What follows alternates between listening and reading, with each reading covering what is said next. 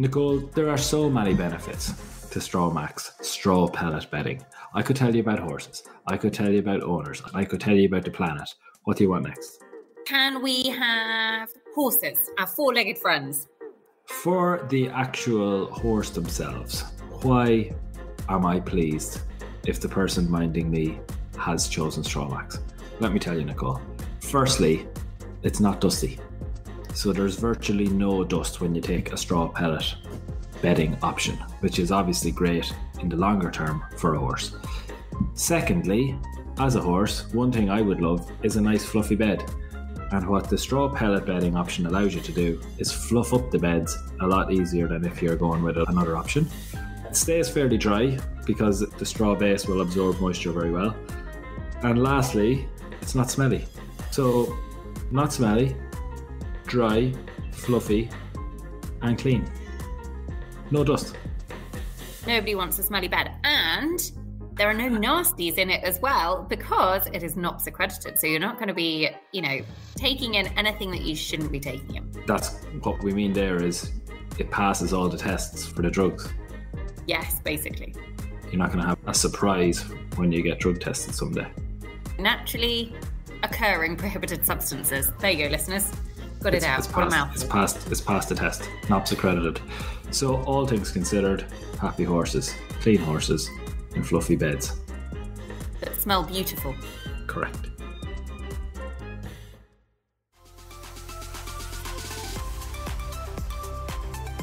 What a weekend of action at the Barefoot Retreats Burnham Market 4-star. It was a thrilling competition because riders ran and they ran fast. These 5 stars are fast approaching. The final prep runs are in full swing. But our winner was a lady who is not going to a spring 5-star this year, Laura Collett, London 52. They came into the event as predicted favourites and they certainly lived up to that.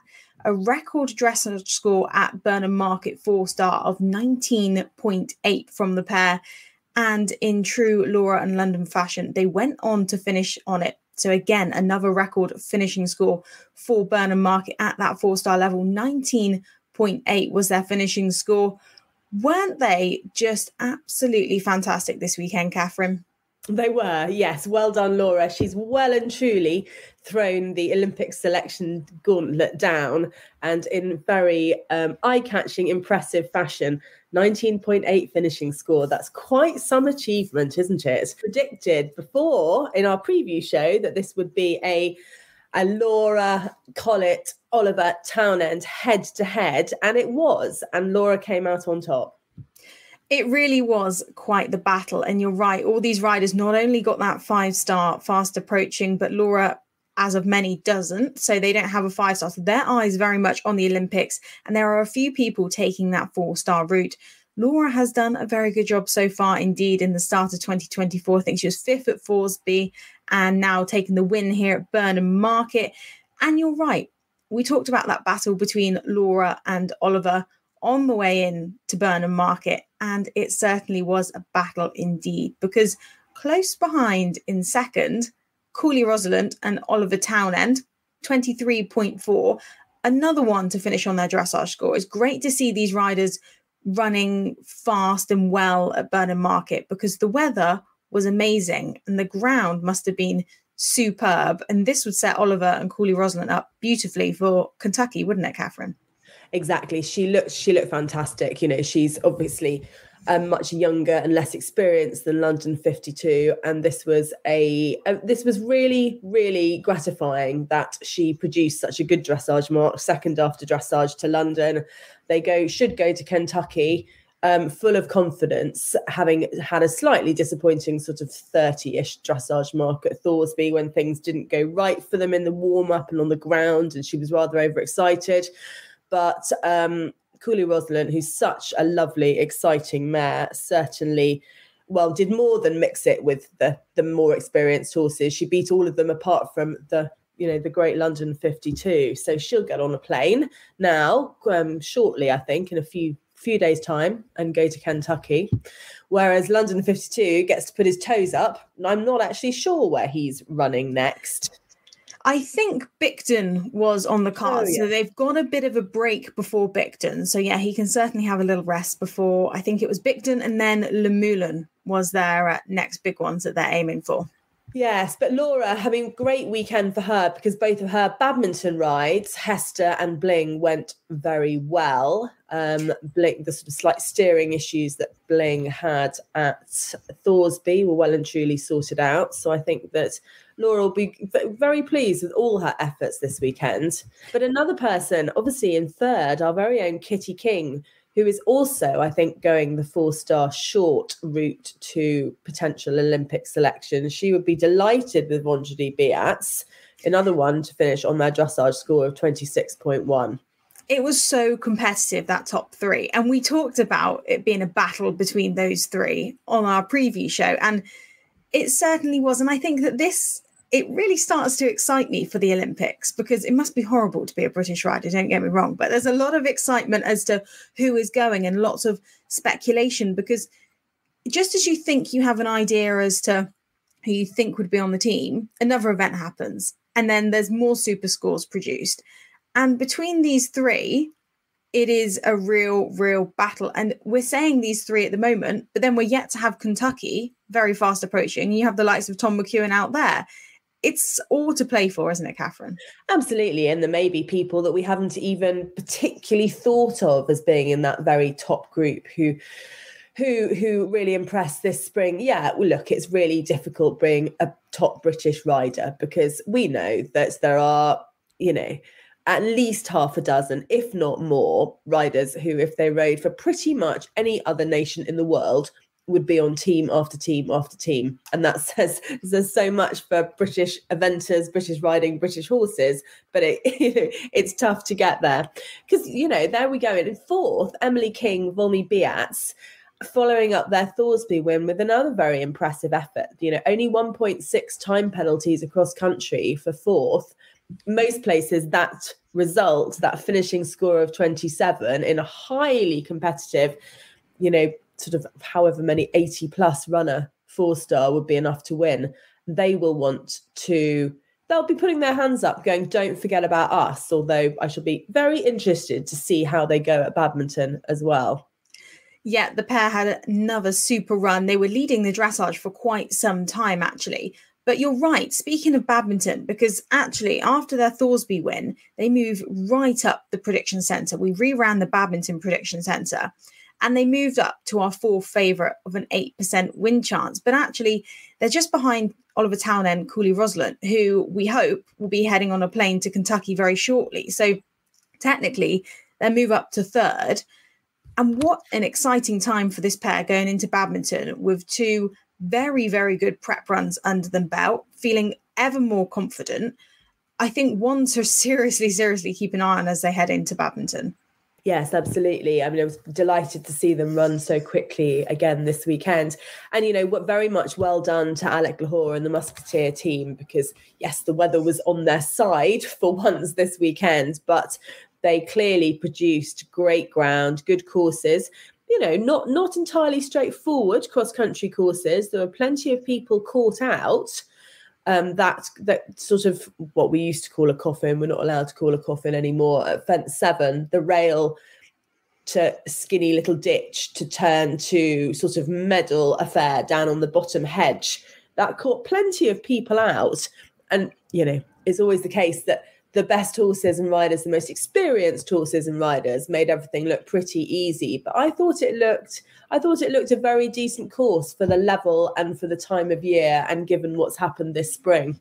Yeah, it was a great test, like you say, for where we're at in the season and where people are aiming for in the future.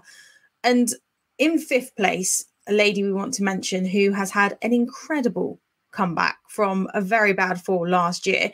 And she has come back, I almost say, better than ever. She has more drive, more determination, and is just absolutely incredible. Magic Roundabout, Bubby Upton in fifth there.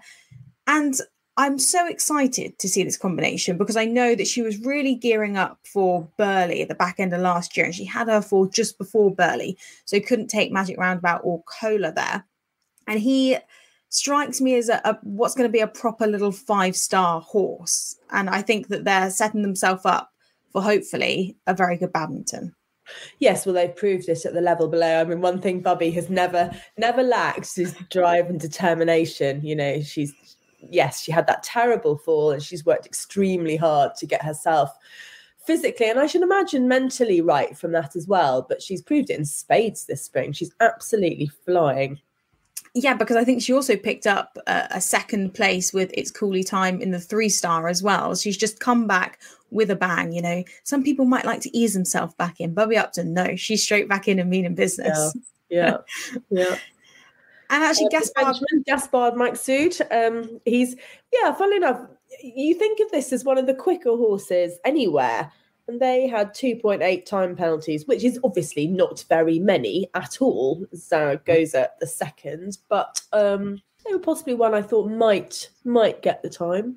Yeah, I thought that they'd be slightly quicker, but this is their first international run back since Po last year when things didn't go to plan. So maybe he's just settling her back into things, but you're right, a pair that we'd normally expect to be faster, but 2.8, as you say, isn't a huge amount of time penalties. But I think that'll be a great run for the pair. I know that they're not going to Badminton or Kentucky, so another one who may be taking that 4-star route in the hopes for an Olympic selection. But then we go on to, like you say, 7th place, Laura Collett and Hester. And I want to just pick up on Laura's 2 other rides. We've got Hester in 7th, another 7th place for Hester, who was 7th at Thorsby just a few weeks ago. And then Bling, as you mentioned, just outside the top 10 in 12th. Now, Laura has changed a bit. She's got her steering back on track with the mare. I just think it's really exciting for Laura because not necessarily this year, because obviously she's got hopefully Paris on the horizon with London 52, but these two going to Badminton. They are going to Badminton this year, but she's going to have next year 3 5-star horses to tackle the big 5-stars. I think it's going to be really interesting to see what happens to her world ranking points, because actually she's only really had 1 or 2 horses ever at the 5-star level at a time, but now she could have all 3 next year hitting all of the 5-stars. Yeah, she could do. Good for her.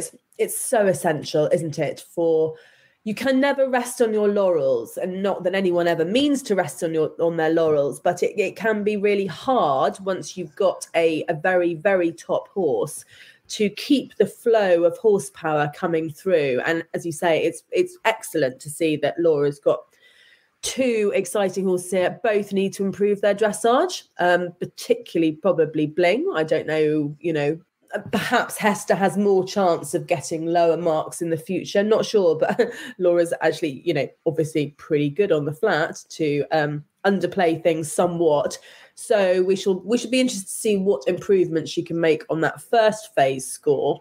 And until you get them to a 5-star, you don't know whether they're 5-star horses, or that's what 5-star riders tell me. Clearly, I'm not one. So yes. Lots of exciting things, but lots of unknown things as well. I tell you what, Molly Summerland and Flo, talk about flowing round, 0.4 time penalties. That was impressive. She's certainly got her foot to the floor at the moment. She does. I absolutely love this horse. Many people know I'm a huge fan of Flo 7 because they're always very smart in that first phase. That is where Molly excels. That is her favourite phase. But if you've seen this horse gallop, listeners, my gosh, doesn't he eat up the ground? As he goes along, it's just his stride is so big. And I think that they've set themselves up really well. I know they've got a 4-star long in mind as their spring goal. This is their final 4-star short before they head to that. And I definitely think a combination that we should be taking note of, because Molly, who obviously sold her top horse, Charlie Van Teyden, who she won Le Moulin on a few years ago. So now I'd say Flo 7 is the top of her string, but one that I think could very much follow in his footsteps. Yeah. Good. Kitty King getting Crystal Fontaine back successfully to this level. Really lovely young horse who's had some time off in the last couple of years. And yeah, she would be very pleased to have another serious advanced backup to Froggy. And, in 10th, if I said to you, Rosie, who's going to get the time at Burnham Market, you would have gone, Austin O'Connor and Colorado Blue. And they did. They did. 33 dressage. Oh, it's not the best they've ever done. But they very nearly finished on it, 33.8, just 0.8 of a show jumping time fault, which won't worry anybody. They are others who are going the four-star route for Irish team selection. And gosh, you'd think, as long as they stay in one piece, that they've pretty much nailed that, wouldn't you? You would, because, like we know, they had their win at Maryland last year and started this year in just as good fashion at Thorsby with second place and now top 10 here at Burnham Market. And especially for a horse that I'd say the 5 stars suit him more than necessarily the 4-star shorts, he's excelling in both, which is great to see, because Paris is going to be, it's not a 4-star short track, but it's more that shorter length of time. So it's great to see that he can excel in that more condensed cross country as well. I think that Paris will be very demanding cross country. I think it's not going, as we know, it's not a 5-star track in length or dimension, but I think it'll be very intense, very full on. And I think they'll need to stay. And there may be some caught out by that. And Colorado Blue is not a horse that doesn't stay. Horrible double negative there, sorry. No, you're totally right. It really could be a place for him to go and show his true talent. And a young rider who's doing very well recently, Saffron Cresswell, just outside the top 10 there, Vivendi Hero. I know things didn't go to plan at Thorsby, so she'll be delighted to be back out with this young horse. Yeah, that was a notable result. Well done, Saffron. I didn't watch absolutely all of the 4-star yesterday, but I did watch quite a lot of it. And I sort of noted a few people that I really enjoyed watching, or horses that I enjoyed watching that didn't sort of necessarily feature at the top end of things. Ringwood Madras of Izzy Taylor. Izzy had loads of horses going, but I really enjoyed watching the mare Ringwood Madras and Izzy Taylor. And I tell you what, MGH Grafton Street and his new rider, Yoshi, I thought they looked... I didn't see them on their first run of the season, but I thought they looked really good together. I thought that was quite exciting. I saw some really good riding by the Irish rider Ian Cassels, of whom I don't know a huge amount about, except that he's really come to prominence in the last couple of years. And Ginny Thompson, New Zealander, who came over with a fantastic 5-star horse and has had to, build up a British-based string, which is never easy. I thought she looked very good. I agree with you on the MGH Grafton Street and Yoshiki Iowa. They've seemed to have gelled really fast. I know that they're based with Pippa at the minute, aren't they? But they seem to have gelled really well in a very, very exciting combination for Japan heading into Tokyo. Heading into Paris. God, I'm years behind. A notable ride I wanted to mention, Aaron Miller, Count Onyx. They had a great finish in the top 15, which he'd be absolutely delighted with that young horse, jumping double clear. And then actually, Felicity Collins, RSH contender. Felicity, bless her, who has had a very difficult winter. A difficult winter, very awful winter. And very sadly. She has been absolutely incredible coming out at the start of this year and actually jumped her 20th double clear at 4-star with RSH contender. I think that's just worth a mention because that consistency is remarkable at this level. It's hard to jump double clear, let alone 20 times. Yes, very impressive. Good for her. Are there any others? A shock, though, was poor old Alice Casburn and Topspin having a stop at that rail ditch medal affair that at fence 7. I said that was a shame. But mind you, it'll sharpen them up before badminton, and she has to look at it like that and say, I know we're really good cross country combination, but you can never ever not be fully aware that this is a horse and anything can happen. So I'm sure that they will be flying at badminton, but that was a surprise. Yeah, you're right. That was a surprise. But on the whole, it was a fantastic weekend of eventing at Burnham Market. It was great to see so many competitors running fast, running for the time, running competitively. Which is what you can do when you've got good ground. Yes. Exactly. So what would be your highlight performance of the weekend if you just had to pick one rider there, Catherine? Wow. It's hard, I know, because there's so many great ones. I'm going to completely deviate from plan. And can I just say, William Fox Pitt and Grafenacht winning the advanced, please? Yes, the advanced. Because, I mean, listen, William will tell you time and time and time again, even when he was winning 5 stars every weekend, he barely won an OI. That's never been his game plan, to win lots of one-day events. And God knows when he last won an advanced. And there is plenty of life in the old dog yet. Watch out, badminton. It's not over. Yes, it's really, really exciting, because actually he said it might be one of his last badmintons, which would be really, really sad, but he is a man who's won 14 5-stars. It is just incredible. So imagine if he won it. Oh my gosh, that would be the fairy tale, wouldn't it? I'd absolutely love that. And actually that advanced had some really competitive combinations heading to badminton and other 5-stars as well. You're right, the likes of Harry Mead took a lot of his 5-star rides there. There was Libby Seed, Heartbreaker Star Quality, just running slowly. So a lot to look forward to coming up. And we also ought to just mention the Clark Johnston whitewash in the 3-star, because he won it with Damasco, but he finished 1st, 3rd, 6th and 7th. That's pretty cool. You're right. You click on that 3-star section, Clark, all the way down. He must have been absolutely delighted. That was a hell of a 3-star section for him. To return to the question, I suppose you just can't take it away from Laura and London in the 4-star. You know, they were held on course, which actually in a short track is less than ideal. You know, she was held at badminton when she won, and that may have been an advantage over a long track, but it's not an advantage when you want a fluent, fast round at this stage and at this, you know, over this distance. And they were just hugely impressive, weren't they? They were seriously impressive.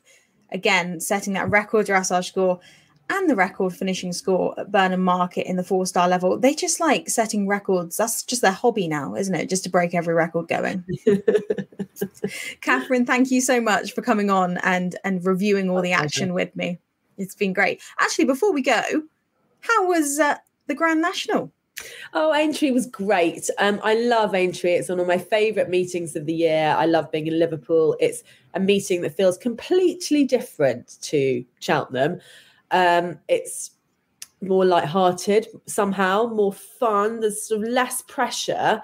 Everyone's having a great time, and I love the Grand National. It's a great race, and you know, it's changed a lot over the years. And regarding your views on that, what's really important is that we still have this really exciting, thrilling race. No fallers this year.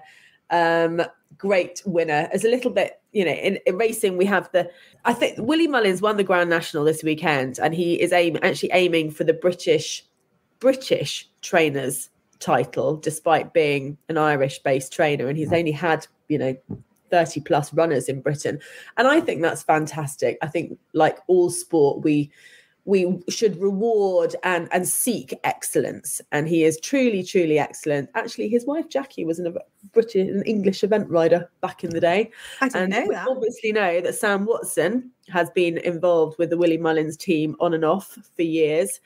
And I think that everything Willie Mullins does is highly impressive. So I rather loved him winning the Grand National. And I backed the winner and the second. Admittedly, backing the favourite in the National to win is not an achievement, okay? But my betting count is slightly healthier than it was before the meeting. Good. I'm glad you had such a great weekend. And thank you so much for coming on and chatting all things Burnham Market. Listeners, thank you for tuning in. I hope you enjoyed all the action from the weekend. And of course, a huge thank you goes to StrawMax, who has been supporting the Burnham Market preview and reviews. We haven't sprinkled any Alphabetti spaghetti in our review show today. We'll keep that as a standard review show. But listeners, if you are looking for affordable, economical, eco-friendly and comfortable bedding, StrawMax is the place to go. Sam Lissington, are you ready to take on Fairfax and Favour's quick fire questions? Ready. Okay, let's go. What is your secret weapon?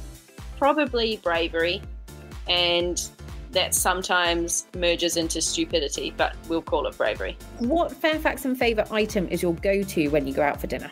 So probably the Francis jacket. I love the cape, but usually my dinner location is not fancy enough for said cape. So the Francis jacket is my go-to. What is your favourite event? Burley was my favourite event, and I also love Blenheim. Sam Lissington, thank you for playing Fairfax and Favours Quickfire Questions. Thanks for having me.